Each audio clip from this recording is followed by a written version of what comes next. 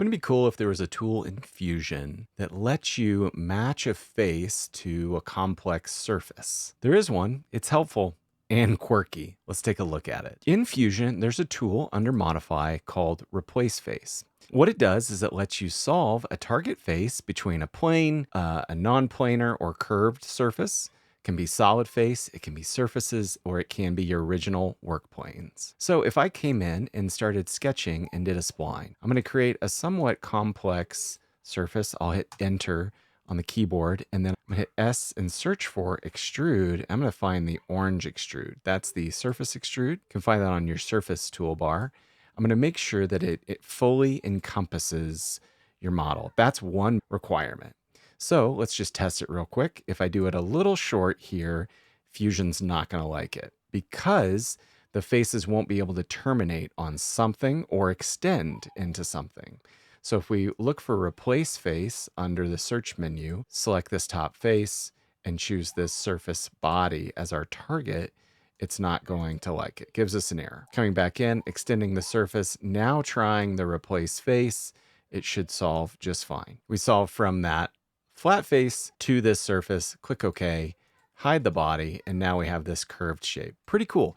Now, you may have noticed already that we didn't have to do this. If we came back and did this a step, I could also just do an extrude and make this a cut and go up to an object. Select the face, it cuts down to that object and removes that for us. It's solving exactly the same thing. So I prefer the extrude, and that's what I would use.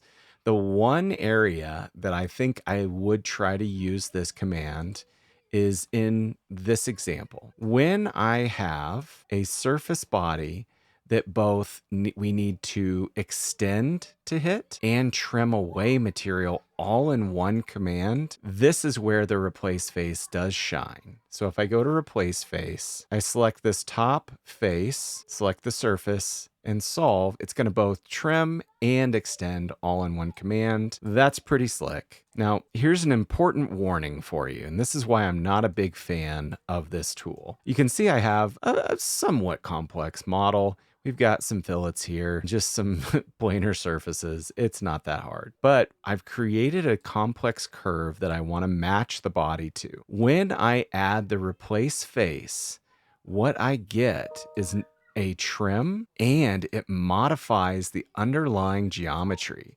Look at how that fillet is completely different. That's not what I expected, nor what I wanted. So instead, I would probably come back and do a split body with this surface. Go look for the split body command, choose the body to split, which is red. The splitting tool is this surface.